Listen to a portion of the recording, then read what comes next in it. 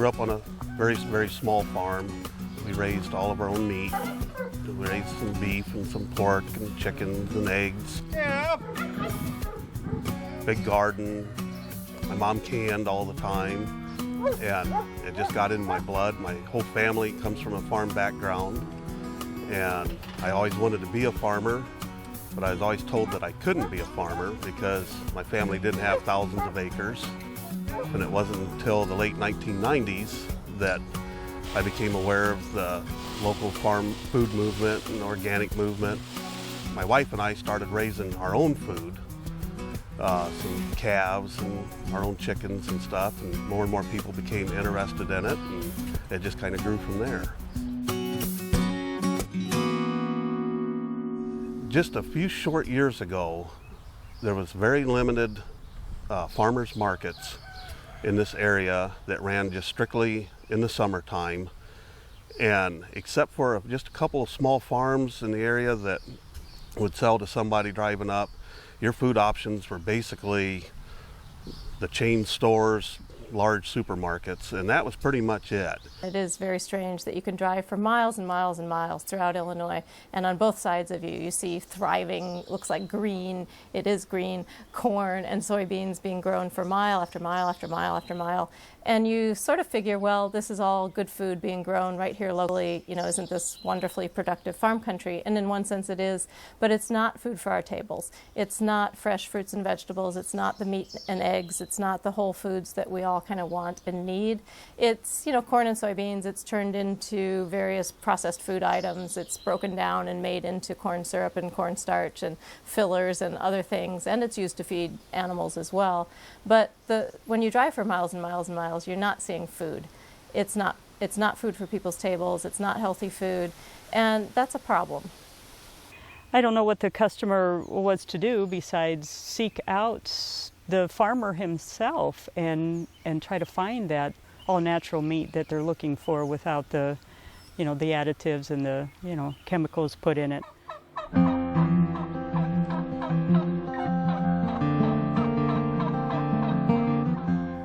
There are families that are seeking out meat that's not the quality of, you know, what they're hearing about in the news. Mothers are concerned, and they want good food for their children.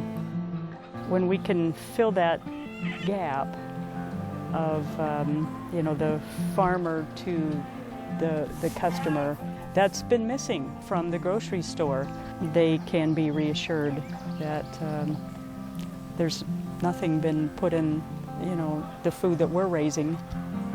We eat it ourselves. If it wasn't for the Land Connection and Heifer International, we would not be sitting here right now, and we would not be doing what we were doing. It was Tara Brockman from the Land Connection that back in, I think it was 1999 or the year 2000, was the first person I'd ever run into that said, no, you can be a farmer. You just have to think outside the box. And the Land Connection got a grant through Heifer to help out some of the local farmers. Heifer International began to work with this group of farmers to help them do what they wanted to do, whether that was raising strawberries or raising beef or pork or whatever.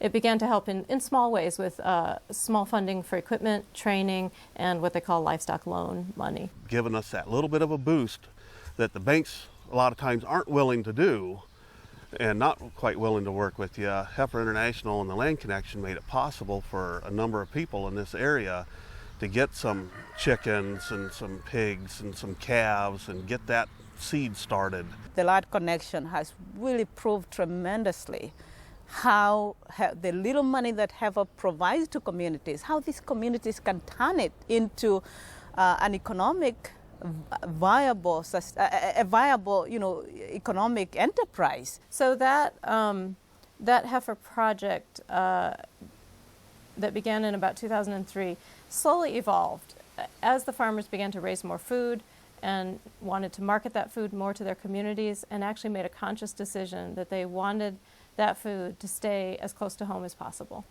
In 2005, Cheryl Webb approached me about starting a farmer's market right on our farm, since it's along a busy road.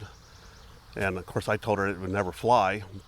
But she kind of talked me into it. Well, we started this farmer's market at Doug's house, and the next thing you knew, we had customers coming nonstop. We sold all the vegetables that we could, berries, anything that we were raising, we were selling.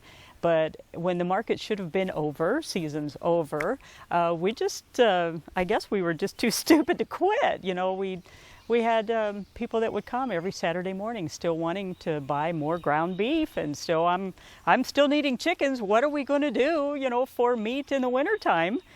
Well, then it started getting colder and colder, and we didn't have a building or anything. We just had a big tent.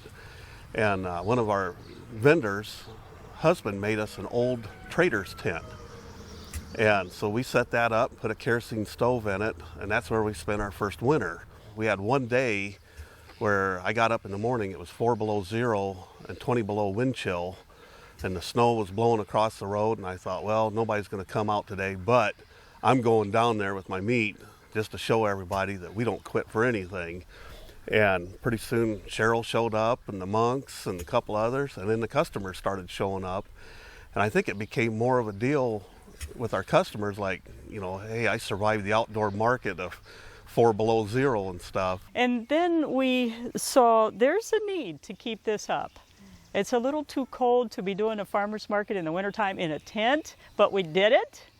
And so we could see just a little bit of the future.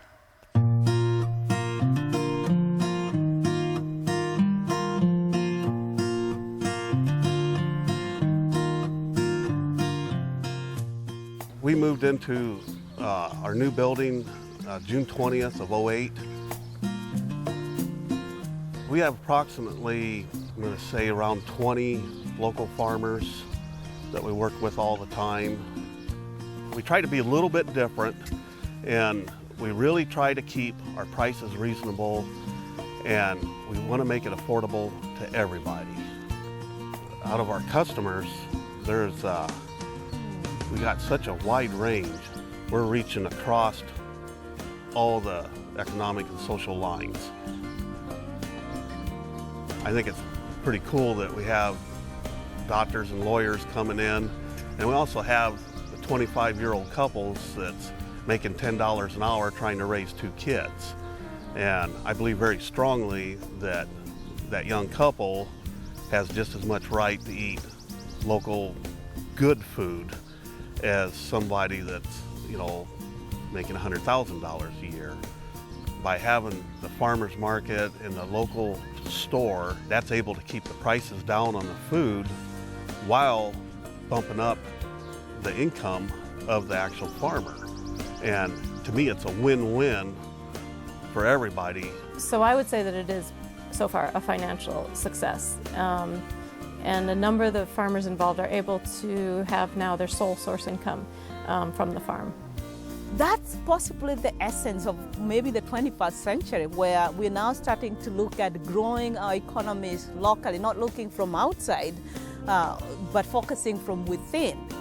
I hope that the Heritage Farmers Market becomes a model for other small rural communities and resuscitate sustainable agriculture.